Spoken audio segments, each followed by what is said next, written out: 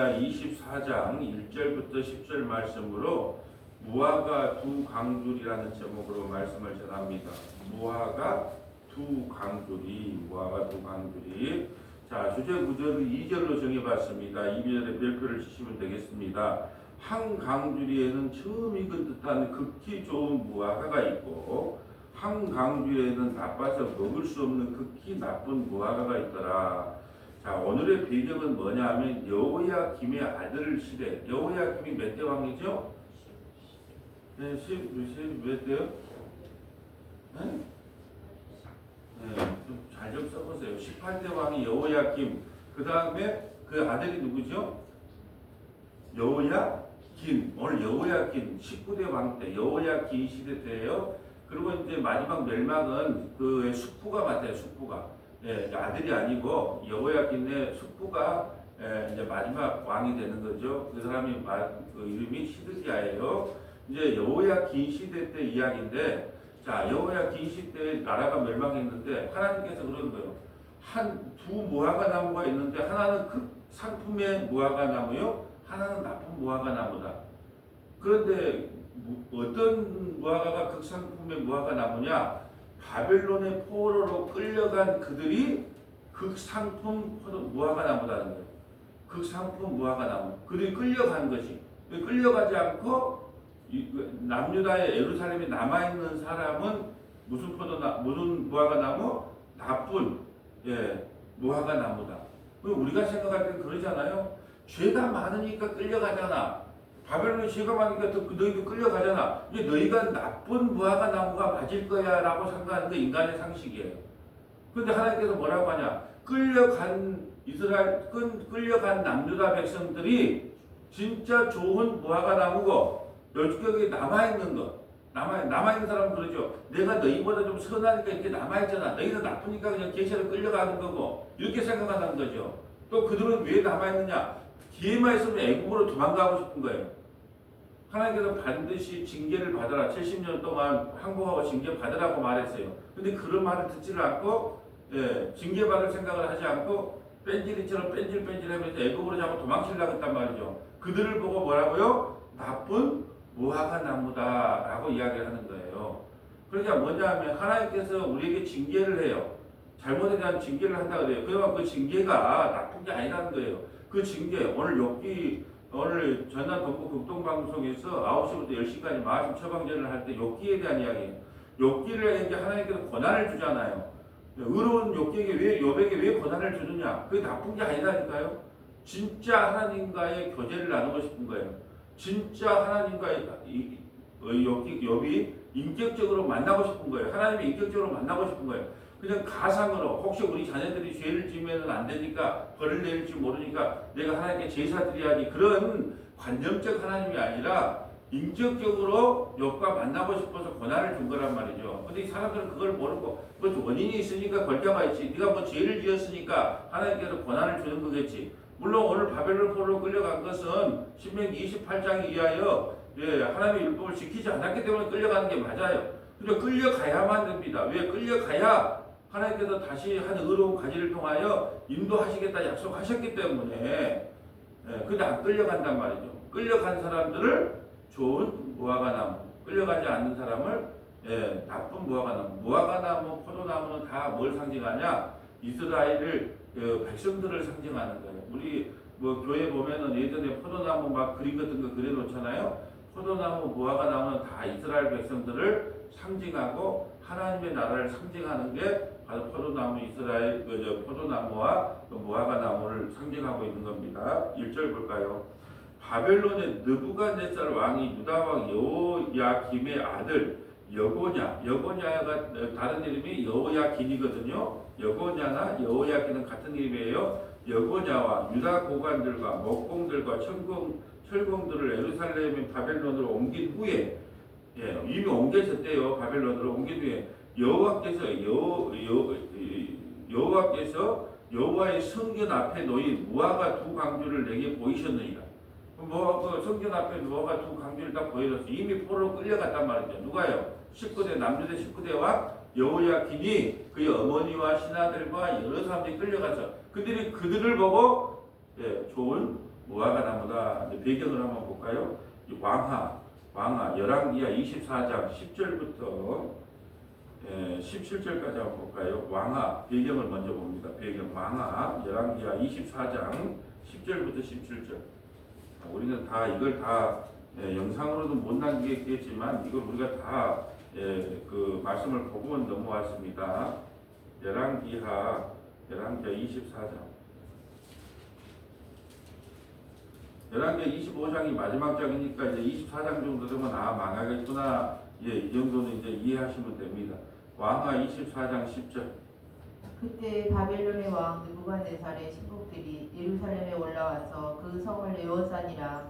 그의 신복들이 에워쌀 때에 바벨론의 왕 느부갓네살도 그 성에 이르니 유다의 왕 여호와긴이 그의 어머니와 신복과 지도자들과 내시들과 함께 바벨론 왕에게 나아가 매 왕이 잡으니 때는 바벨론의 왕 여덟째 해라. 그리 잡혀서 이제 가는 거예요. 어머니도 잡혀가고 내시들도 잡혀가고 고관들도 잡혀가고 다 잡혀가. 누구 때?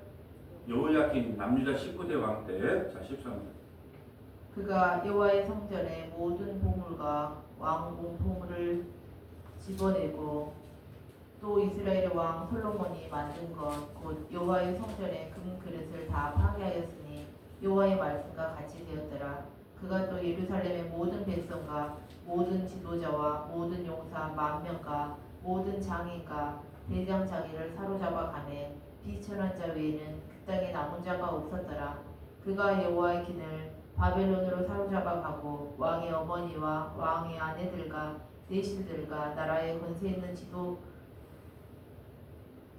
있는 자도 예루살렘에서 바벨론으로 사로잡아 가고 또 용사 7,000명과 장인과 대장장이 1,000명 곧 용감하여 싸움을 할 만한 모든 자들을 바벨론 왕이 바벨론으로 사로잡아 가고 바벨론 왕이 또 여호와긴의 숙부 마따니아를 대신하여 왕으로 삼고 그의 이름을 붙여 시드기야라 하였더라. 아멘. 이렇게 오늘 이 배경이에요. 배경.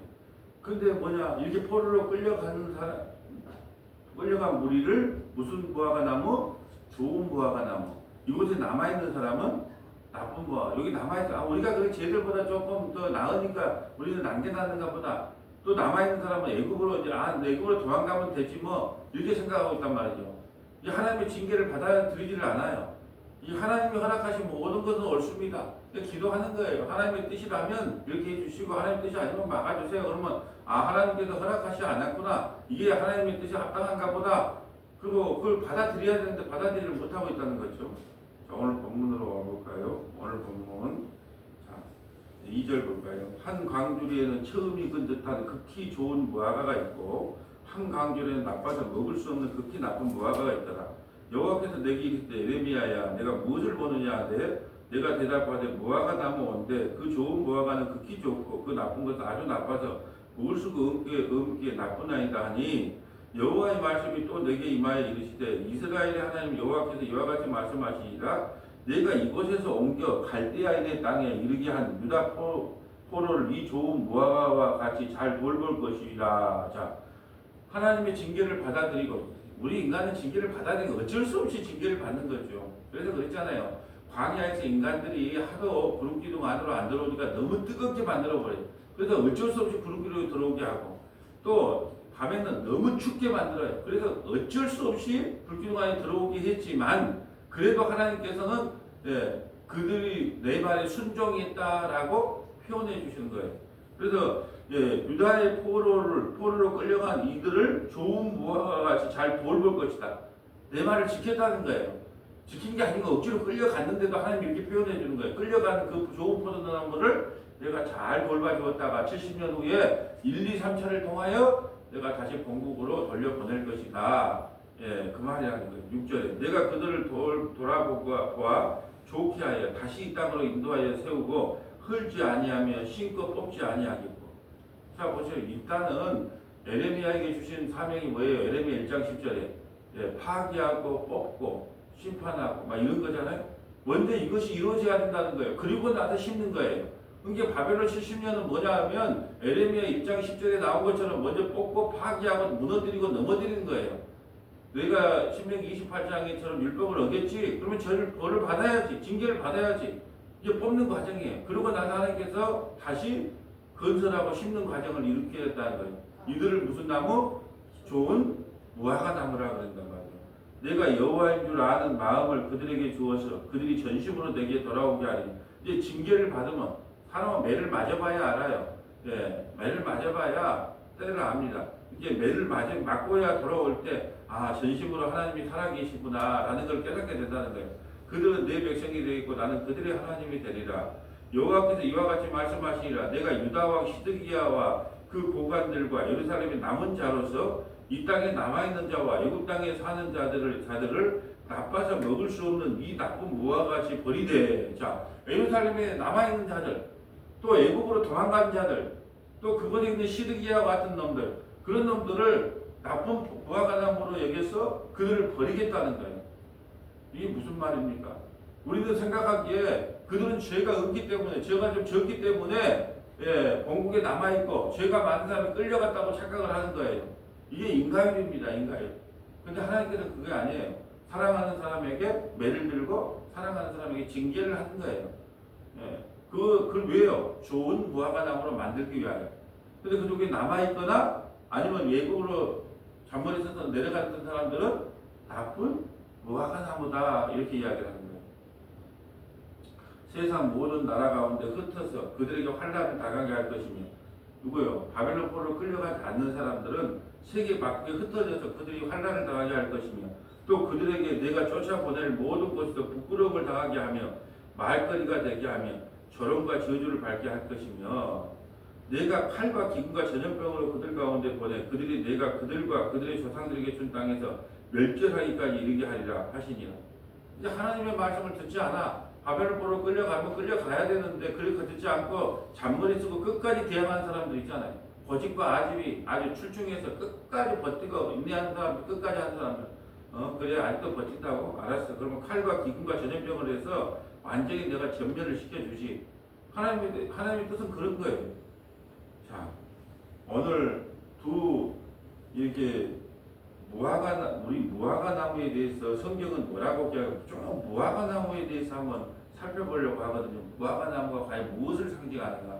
포도나무, 무화과 나무는 다 이스라엘을 상징한다 그랬어요. 이스라엘의 영적인 상태를 상징한다. 쭉 한번 적어볼까요? 호세아 9장 9절, 호세아 9장 9절, 미가서 7장 1절부터 4절, 미가서 7장 1절부터 4절, 자, 미가서 4장 1절부터 5절, 미가서 4장 1절부터 5절, 요한복음 1장 47절부터 51절, 요한복음 1장 47절부터 51절, 에스겔 48장 13절부터 14절, 에스겔 48장 13절부터 14절, 로마서 8장 22절부터 25절, 로마서 8장 22절부터 25절, 계시록 14장 3절부터 5절, 계시록 14장 3절부터 5절.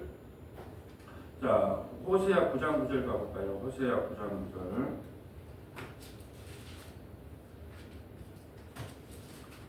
자, 호세아 9장 9절.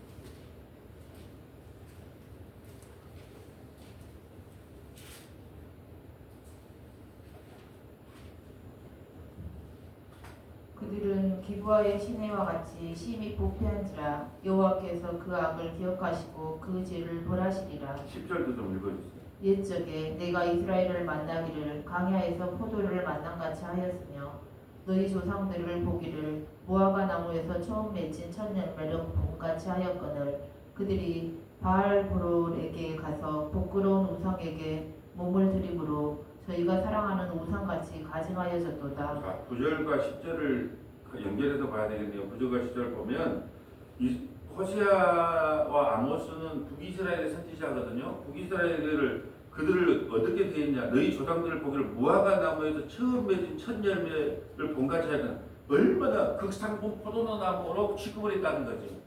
누구를? 북이스라엘을 내가 극상품 포도나무로 취급을 해줬다는 거예요. 근데 그들은 바알에게 가서 부끄러운 우상에게 몸을 들이므로 저희가 사랑하는 우상같이 가증하여 졌도다. 이 말이에요.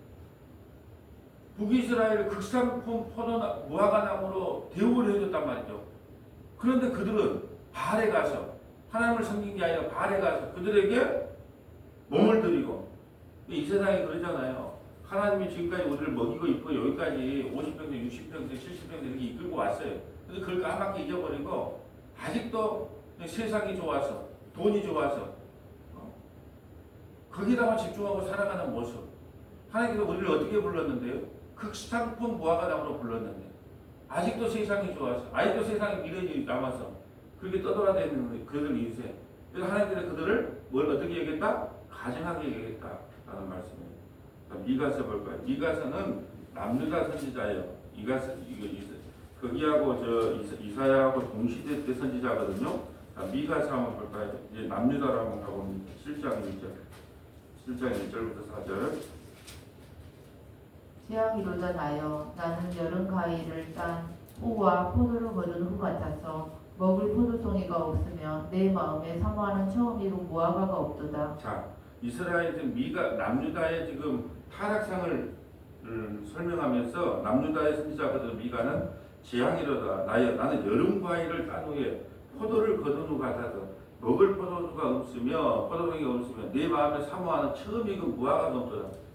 처음 익은 무화과, 극상품 무화과를 딸 수가 없다는 거예요. 지금 이스라엘 영적 상태를 이야기하는 거예요. 처음 익은 무화과가 없도다. 이스라엘의 영적 상태, 남유다의 영적 상태가 어떠다. 먹을 것도 없고 딸 것도 없는 완전히 타락한 그런 형태, 그런 모습을 지금 처음 익은 무화과가 없도다라고 표현하는 겁니다. 2절. 경건한 자가 세상에서 끊어졌고 정직한 자가 사람들 가운데 없도다. 우리가 다 피를 흘리려고 매복하며 각기 그물로 형제를 잡으려 하고 두 손으로 악을 부지런히 행하는도다. 그 지도자와 재판관은 뇌물을 구하며 권세자는 자기 마음의 욕심을 말하며 그들이 서로 결합하니 그들의 가장 선한 자라도 다시 가시 같고 가장 정직한 자라도 찔레 울타리보다 더하도다. 그들의 파수꾼들의 날 곧 그들 가운데 형벌의 날이 임하였으니 이제는 그들이 요란하리로다. 너희는 이웃을 믿지 말며 친구를 의지하지 말며 내 품에 놓은 여인에게라도 내 입에 문을 지킬지어다. 아들이 아버지를 멸시하며 딸이 어머니를 대적하며 며느리가 시어머니를 대적하리니 사람의 원수가 곧 자기의 집안 사람이로다. 아멘. 자, 이스라엘의 지금 영적 상태가 이렇다는 거예요. 영적 상태가 뭐요? 내 마음을 사모하는 처음 익은 무화과 나무가 없는 영적 상태가 그렇다는 거예요. 그래서 하나님께서 뭐라고 말하냐? 너희가 이웃을 믿지 말면 친구를 의지하지 말면 왜? 서로 막 죽이려고 그러고 이제 잘 되는가 보자. 몇 쪽이나 가는가 보자. 예. 또 내 품에 있는 여인이라도 내 입에 물을 지킬지라. 함부로 말하지 말라는 거예요. 그냥. 예. 세상에 믿을 사람이 없다는 거예요. 아들이 아버지를 멸시하며 딸이 어머니를 대적하며 며느리가 시어머니를 대적하니 사람의 원수고 곧 자기 집안 사람이거든. 여러분 차라리 믿고 의지하지 않으면 기대를 안 할 거 아니에요. 근데 아무래도 집안 식구들이니까 뭐 믿고 의지할 거 아니에요. 그게 우리가 형제간의 의리를 다 끊는 이유가 뭐예요? 그래도 가장 믿고 의지한 사람이 뭐 도와주지는 않을 뿐 아니라 오히려 뭐 헛말을 하고 뒤통수를 치니까 다 끊어지는 거 아니에요. 이런 상태는 무슨 상태? 먹을 포도송이가 없으면 내 마음에 사모하면 처음 익은 무화과가 없는 상태. 지금 이스라엘이나 남유다나 영적인 상태가 이렇다는 거죠. 자, 4장 1절 5절 가볼까요? 미가서 4장 1절 5절. 끝날에 이르러는 여호와의 전에 산들의 꼭대기에 굳게 서며 작은 산들 위에 뛰어나고 민족들이 그리로 몰려갈 것이라. 곧 많은 이방 사람들이 가며 이르기를 오라 우리가 여호와의 산에 올라가서 야곱의 하나님의 전에 이르자. 그가 그의 돌을 가지고 우리에게 가르치실 것이니라. 우리가 그의 길로 행하리라 하리니 이는 율법이 시온에서부터 나올 것이요 여호와의 말씀이 예루살렘으로부터 나올 것임이라. 아멘. 아까 왜 7장을 먼저 읽어봤냐? 이 이스라엘의 영적 상태가 이러네요. 그런데 4장에 대해서는 한 의로운 그분이 오신다는 거예요. 그래서 이스라엘 백성들과 남유다 백성들을 구원시켜 주겠다는 그 구원의 장이 4장이었단 말이에요. 근데 이스라엘의 영적 상태는 또 호세아나 미가서를 통해서 영적 상태는 이 모양이에요. 처음이 그 무화과 나무 먹을 힘도 없고 타락한 그들의 모습을 보여주는데 그런데 한 가지가 나오는데 한 한 평화로우신 그분이 오셔서 그들을 구원시켜 주겠다는 약속을 하는 것이 4장이에요. 3절 볼까요? 그가 많은 민족들 사이에 이를 심판하시며 먼고 강한 이방 사람을 판결하시리니 우리가 그 칼을 쳐서 보습을 만들고 창을 쳐서 낫을 만들 것이며 이 나라와 저 나라가 다시는 칼을 들고 서로 치지 아니하며 다시는 전쟁을 연습하지 아니하고. 아멘. 이게 바로 샬롬의 나라예요. 주님이 이 땅에 오셔서 주님이 하실 일이 뭐냐면 칼을 쳐서 보습을 만들고 창을 쳐서 낫을 만드는 거예요. 평화를 상징하는 거예요. 그분이 와서 너희들은 서로 죽이고 살리고 막 그냥 불화하고 살지만 내가 이 땅에 와서 너희에게 평화를 줄 것이라는 거예요. 이번 주일날 설교가 평안하십니까? 라는 제목이거든요. 성령이 임하면 우리에게 평안을 줍니다. 예. 죽음을 이길 수 있는 평화까지도 줘요. 세상의 환난과 고난을 이길 평안을 줍니다. 근데 그분이 오셔야 돼요. 그분이 누구예요?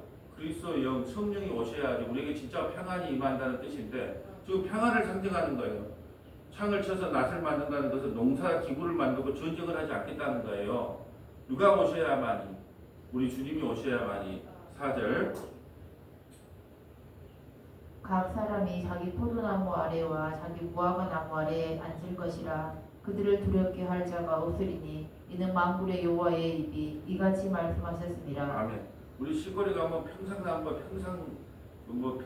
평나무가 있어요. 평나무, 큰 평나무. 그곳에 노인분들이 앉아서 뭐 장기도 두기도 하고 막걸리도 한잔 먹어요. 그게 평화의 상태라 그럽니다. 전쟁이 일어나면 산에 숨기 바쁘잖아요. 근데 평상나무 밑에 앉았어. 그러니까 이 무화과 나무 밑에라고 하는 것은 위에 조금 더 찾아보겠지만 나다니엘을 보고 너는 간사함이 없다 그랬어요. 주님 나를 어떻게 아십니까? 네가 무화과 나무 있을 때부터 내가 무화과 나무 아래에 있을 때부터 너를 알았다 그러잖아. 그러니까 당신이 바로 하나님의 아들 맞군요. 그렇게 고백하는 거예요. 왜요? 무화과 나무 아래에서 항상 이스라엘 백성들은요 평화의 상징인 예수님을 기다렸어요. 우리에게 진짜 평화를 주실 분, 우리에게 안식을 주실 분, 그분을 기다리고 있었단 말이죠. 그러니까 나다니엘이 기도한 거예요. 주님이 그걸 안 거예요. 네가 무화과 나무 밑에서 주님의 날이 오기를 기다리지 않냐? 바로 내가 그다라는 것을 나다니엘이 깨닫는 거예요. 그런 의미가 있는 겁니다. 그래서 포도나무 아래와 무화과 나무 아래에 앉아있다. 그들을 두려워할 자가 없으니 이는 만군의 여호와 입에서 이같이 말씀하시라는 것은 평화의 왕이 오셔서 너희를 온전히 구원시켜 주시겠다라는 약속이에요. 자, 5절. 만민이 각각 자기의 신의 이름을 의지하여 행하되 오직 우리는 우리 하나님 여호와의 이름을 의지하여 영원히 행하리로다. 여호와께서 말씀하시되 그날에는 내가 저는 자를 모으며 쫓겨난 자와 내가 할례 맡은 자를 모아 발을 저는 자는 남은 백성이 되게 하며 멀리 쫓겨났던 자들이 강한 나라가 되게 하고 나 여호와가 시온산에서 이제부터 영원까지 그들을 다스리리라 하셨으나니. 자, 발을 저는 자는 남은 백성이 되게 하며 멀리 쫓겨난 자들이 강한 나라가 되어 다시 돌아오게 하겠다는 거예요. 하나님께서 이렇게 하겠다는 거예요. 징계 후에 다시 강한 나라가 되어 돌아오겠다는 거예요. 그것을 누가 하겠다? 우리 주님이 하시겠다는 거예요. 이게 무화과 나무라고 하는 거, 포도나무 아래라고 하는 거. 여러분 자기가 농사진 거 자기가 먹는 거 가장 복이라 그럽니다. 내가 농사진 걸 남이 뺏어갈 수 있잖아요. 그걸 평화의 상태라고 하는 거예요. 그래서 하나님께서 우리 인간은 늘 다투고 싸우고 분쟁하지만 평화의 왕이 오면 진정하게 너에게 평안을 주시겠다라고 약속했던 내용이 이 무화과 나무 아래라는 것입니다. 자, 요한복음 1장 47절 아까 말씀한 거 가볼까요? 무화과 나무가 상징하는 거. 1장 48절. 이스라엘 백성들이 무화과 나무 밑에서 무엇을 했는가를 알 수가 있어요. 요한복음 1장 47절. 예수께서 나다니엘이 자기에게 오는 것을 보시고 그를 가리켜 이르시되 보라 이는 참으로 이스라엘 사람이라 그 속에 간사한 것이 없도다. 우리가 46절부터 나다니엘이 처음에는 예수님을 보고 뭐 갈릴리에서 뭐 선한 것이 나겠어? 저 남매촌에서 무슨 의로운 사람이 나겠어? 이렇게 예수님을 안 믿었다는 거죠. 46절부터 읽어주세요. 나다니엘이 이르되 나사렛에서 무슨 선한 것이 날 수 있느냐. 빌립이 이르되 와서 보라 하니라. 예수께서 나다니엘이 자기에게로 오는 것을 보시고 그를 가리켜 이르시되 보라 이는 참으로 이스라엘 사람이라 그 속에 간사한 것이 없도다. 나다니엘이 이르되 어떻게 나를 아시나이까. 예수께서 대답하여 이르시되 빌립이 너를 부르기 전에 내가 무화과 나무 아래에 있을 때에 보았노라. 아멘. 무화과 나무 아래에서 나다나엘이 뭐 했을까요? 유튜브 봤을까요?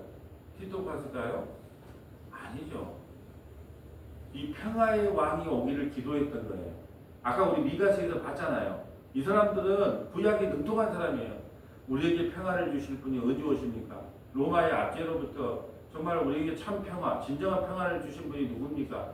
라고 하나님의 나라를 사모했으며 샬롬의 왕을 기다렸던 그 나무 밑이 어디냐 하면 무화과 나무 아래예요.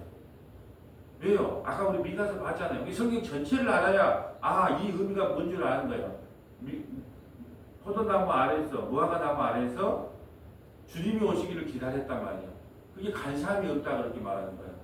너가 나를 기다리고 있었지 않느냐. 딱 이 말을 하는 순간에 49절에 나다나엘이 대답하되 라피여 당신은 하나님의 아들이시요 당신은 이스라엘의 임금이로소이다. 예수께서 대답하여 이르시되 내가 너를 무화과 나무 아래에서 보았다므로 믿느냐? 이보다 더 큰 일을 보리라. 또 이르시되 진실로 진실로 너희에게 이르노니 하늘이 열리고 하나님의 사자들이 인자 위에 오르락내리락 하는 것을 보리라 하시니라. 아멘. 자, 그것 갖고 우리가 무화과 나무에서 샬롬의 왕 내가 오기를 기다리고 있었느냐? 그거 갖고 너가 놀라느냐? 더 큰 일을 내가 보여줄게. 그 큰 일이 뭐냐? 하나님과 인간 사이에 중보자로 내가 죽을 것을 이야기하는 거야. 이게 큰 일이다. 더 큰 일을 보여줄게. 하나님과 우리 인간 사이에 도저히 화평이 일어나지 않으니까 내가 중보자가 되어서 십자가에 죽을 거야. 그 사닥다리를 이야기해 준 거예요. 야곱이 그 받은 그 사닥다리를 이야기하면서 이것이 큰 일, 더 큰 일을 내가 보일 거야. 이렇게 이야기하는 거예요. 이 무화과 나무라는 것은 어떤 의미가 있느냐? 주님을 기다리고 주님을 사모하는 그 의미를 상징하는 것이 무화과 나무. 무화과 나무 아래서 그냥 우리가 있으면 얼마나 좋아요. 여러분 우리 무화과 가을 같은 때 산 위에 올라가서 산들바람 불고 그늘 밑에 앉아 있어 보세요. 누가 그걸 느낄 겁니까? 사람들 못 느껴요. 살기 바빠서 못 느낀다니까요.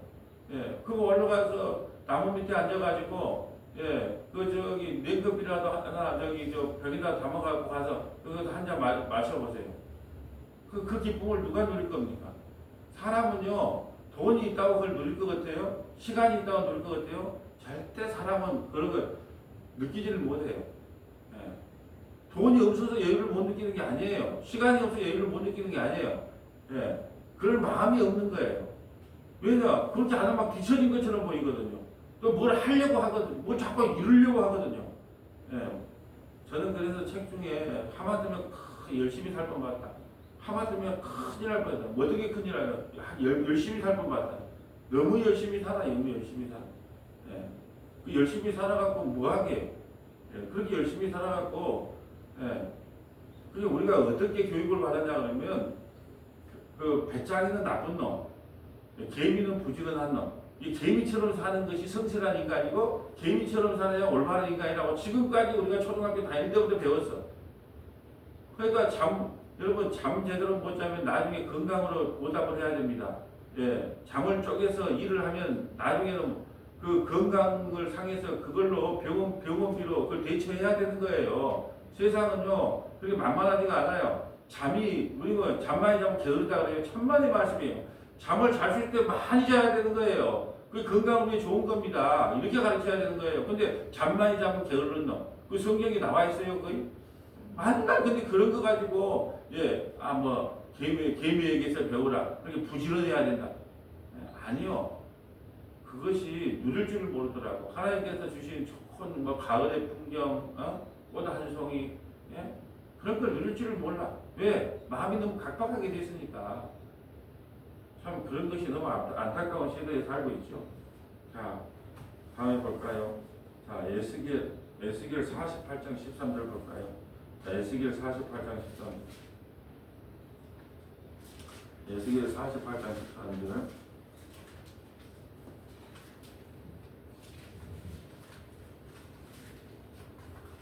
먼저 에스겔 44장 13절은 어떠냐 하면 환상의 성전이에요.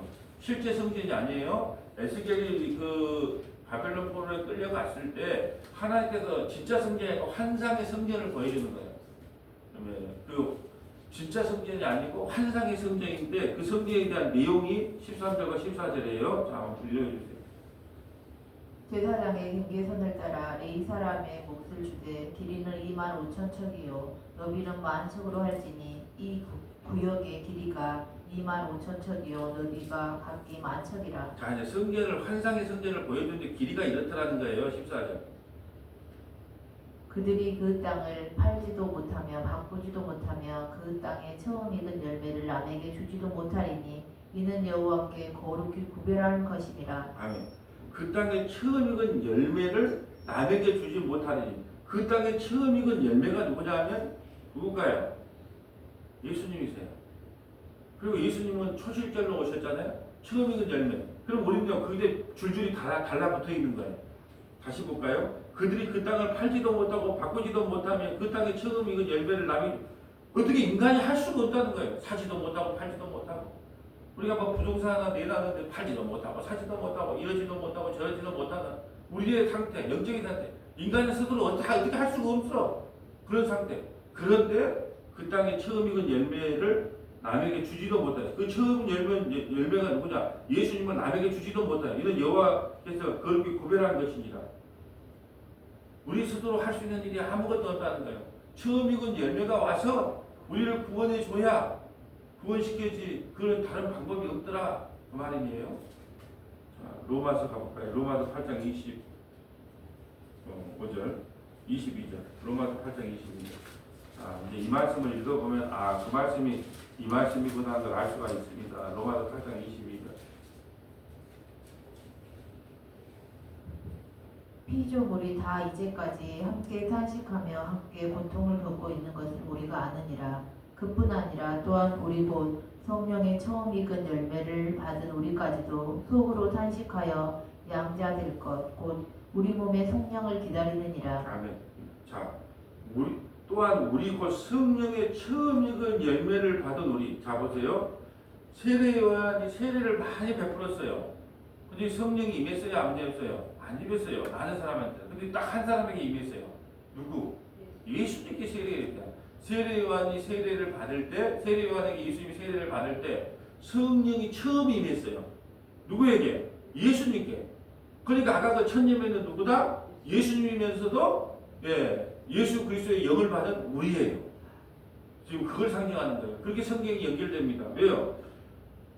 그뿐 아니라 또한 우리 곧 성령의 처음 익은 열매를 처음 익은 열매를 받았다는 것은 예수 그리스도께서 받은 성령을 누가 받았다? 우리가 받은 거예요. 우리가 받은 거예요. 그게 다른 보혜사라는 거예요. 계속 연결되잖아요. 자, 우리 곧 성령의 처음 익은 열매를 받은 우리까지도 속으로 탄식하여 양자될 거고 우리 몸에 성령을 기다려. 우리가 뭘 기다려요? 주님 나 언제 천국 데려갑니까? 언제 나를 구원하시겠어요? 몸과 육체가, 몸과 영혼이 완전히 구원받는 그날은 언제입니까? 라고 성령을 기다리는 거예요. 24절. 우리가 소망으로 구원을 얻었음에 보이는 소망이 아니니 보는 것을 누가 바라리요? 만일 우리가 보지 못하는 것을 바라면 참음으로 기다릴지니라. 이와 같이 성령도 우리의 연약함을 도우시나니 우리는 마땅히 기도할 바를 알지 못하나 오직 성령이 말할 수 없는 탄식으로 우리를 위하여 친히 간구하시느니라. 마음을 살피시는 이가 성령의 생각을 아시나니 이는 성령이 하나님의 뜻대로 성도를 위하여 간구하심이니라. 우리가 알거니와 하나님을 사랑하는 자 곧 그의 뜻대로 부르심을 입은 자들에게는 모든 것이 합력하여 선을 이루느니라. 하나님이 미리 아신 자들을 또한 그 아들의 형상을 본받게 하기 위하여 미리 정하셨으니 이는 그로 많은 형제 중에서 맏아들이 되게 하려 하심이니라. 또 미리 정하신 그들을 또한 부르시고 부르신 그들을 또한 의롭다 하시고 의롭다 하신 그들을 또한 영화롭게 하셨느니라. 아멘. 미리 정해놨어요. 또 정한 그들을 부르시고 다 주님이 하십니다. 의롭다 하시고 의롭다 하신 분들을 영화롭게 하셨다. 누가 하신다고요? 처음 익은 열매를 받은 그 성령께서 이 일을 이루어 가신다는 거예요. 처음 세례를 받은 분이 누굽니까? 예수님이에요. 근데 그 예수님이 받았던 그 첫 열매 누가 받아요? 교회는 우리가 받아요. 그 성령 받은 우리를 성령께서 이렇게 이끌고 가신다니까요. 여러분 걱정할 필요가 없어요. 성령 받으면 여러분이 아무리 고집이 세고 안입이 세고 뭐 힘이 세고 깡다가 세도 하나님께서 그거 다 무너뜨리고 그냥 이끌고 가요. 성공으로 이끌고 가니까 그냥 기다리고 있으면 돼요. 자, 마지막 계시록 14장 3절 가볼까요? 계시록 14장 3절 이거 보고 마칩니다. 계시록 14장 3절. 그들이 보좌 앞과 네 생물과 장로들 앞에서 새 노래를 부르니 땅에서 성령함을 받은 14만 4천 밖에는 이 노래를 배울 자가 없더라. 자, 14만 4천 명 나오죠. 14만 4천 명, 뭐 여태 이단처럼 뭐 14만 4천 명이 돼야 뭐 구원을 받는다, 뭐 높은 자리에 간다. 새빨간 거짓말이에요. 14만 4천 명은 상징적인 수예요. 구약의 이스라엘 백성 12지파, 신약의 12 사도들, 144, 그리고 1000 충만한 숫자, 14만 4천 명. 구원받기로 창세전에 구원받기로 작정된 모든 하나님의 백성들의 숫자를 상징적으로 14만 4천 명이라고 그러는 거예요. 근데 그들이 어떤 사람이냐? 4절. 이 사람들은 여자와 더불어 더럽히지 아니하고 여자는 음녀예요. 음녀. 이 세상이 음녀를 상징합니다. 다른 데서 다른 복음 다른 여 사단 마귀 그 음녀와 여기서 여자는 교회를 말하는 게 아니고 음녀를 말하는 거예요. 이 사람들은 14만 4천 명들은 음녀와 더불어 더럽히지 아니하고 순결한 자라 어린 양이 어디로 인도하든지 따라가는 자며 사람 가운데서 성령함을 받아 처음 익은 열매로 하나님과 어린 양에게 속한 자들이니. 자, 처음 익은 열매가 뭐예요? 예, 성령 받은 우리 처음 익은 열매로 하나님과 어린 양에 속한 자예요. 처음 익은 열매. 이게 아까 무화과 나무를 할 때 처음 익은 열매 무화과 나무라고 했잖아요. 성령 받은 사람들이 진짜 무슨 나무? 무화과 나무다. 무화과 나무다. 무화과 나무는 뭘 상징한다 그러세요? 교회를 상징한다. 교회를. 자, 처음 익은 무화과 나무로 성령 받은 우리를 상징합니다. 교회를 상징합니다. 처음 익은 열매로 하나님과 어린 양에 속한 자예요. 그 입에는 거짓말이 없고 흠이 없는 자다. 거짓말이라는 게 뭐예요? 복음을 전하는 율법을 전하는 게 거짓말. 예, 흠이 없는 자라. 예수 안에 있으면 점도 흠도 없고 티도 없고 우리 예수 안에 있으면 이게 처음 익은 열매로 우리를 선택했다는 거죠. 그 처음 익은 열매가 뭐냐? 성령을 우리에게 베풀어 주시는 거. 그래서 온전한 무화과 나무로 만들어 가는 거. 극상포 무화과 나무와 극상포 포도나무로 만들어 가는 거. 누가 하신다? 성령께서 해 나가는 거예요. 자, 이제 말씀을 정리합니다. 우리의 생각은 그냥 하나님이 우리 원하는 대로 그냥 이 땅에 남아 있는 게 좋은 것 같은데요. 아니, 너희는 반드시 징계를 받아야 돼. 그 징계를 받을 때 내가 너희를 극상폰 포도나무로 무화과나무로 만들어 줄 거야. 그러니까 그거 견뎌내, 이겨내. 근데 뺀질이처럼 아니 권한은 다른 권사님한테 주고 난 좋은 일만 주세요. 넌 그러면 나쁜 무화과나무로 하나님께 버림받을 거야. 그 말이에요. 그렇기 때문에 하나님께서 우리에게 징계를 주심은 우리를 미워서가 아니라 극상폰 포도나무, 극상폰 무화과나무로 만들어가는 과정이 있어요. 성령께서 그리 이끌어 가신다니까. 어제 설교에 그랬잖아요. 성령께서 우리가 원하는 기도와 반대로 들어준다니까요. 안 들어주기도 하고 반대로 들어줘요. 근데 우리는 왜 기도 안 들어주냐 그래요. 근데 그것이 바로 극상품 무화과 나무로 만들어가는 과정이거든요. 그 과정에서 우리가 할 일은 한 가지밖에 없어요. 견디는 거예요. 신앙은 견디는 겁니다. 오늘 하루 더 견디면 천국은 하루 더 빨리 다가옵니다. 그러니까 견뎌내세요. 이 내가 저와 여러분에게 차고 넘치시기를 주님의 이름으로 소원합니다. 아버지 하나님 감사합니다. 오늘은 두 가지 무화과 나무에 대해서 살펴봤습니다. 그 자리에서 안주하고 하나님의 눈을 피해서 이리저리 피하는 것, 그것이 악하고 온난 무화과 나무이며 하나님의 징계를 온전히 받아들이고 하나님의 뜻 가운데 순종하는 것이 좋은 무화과 나무였음을 말씀을 듣고 깨닫게 하시니 감사드립니다. 이 복음이라고 하는 것을 통하여 인간의 사상을 깨내는 것이 참으로 힘들고 어렵습니다. 그러나 성령께서 우리의 모든 인간의 사상을 다 깨어넣어 주시고 온전히 하나님의 선하신 뜻만 기억하며 깨닫는 은혜를 베풀어 주시기를 간절히 바라고 소망합니다. 오늘은 전남 동부 국동방송에서 말씀의 처방전을 진행합니다. 여기를 통하여 하나님께서 이 시대에 우리에게 하고자 하는 메시지가 무엇인지를 듣는 모든 청취자들의 귀를 열어주셔서 깨닫는 귀한 시간이 되게 하여 주옵소서. 성경 1189장을 유튜브로 촬영하여 말씀을 공부하고 말씀을 듣기 원하는 믿음의 권속들이 이 말씀을 듣고 깨닫는 은혜를 베풀어 주시기를 간절히 바라고 소망합니다. 우리 구주 예수님 이름으로 기도합니다.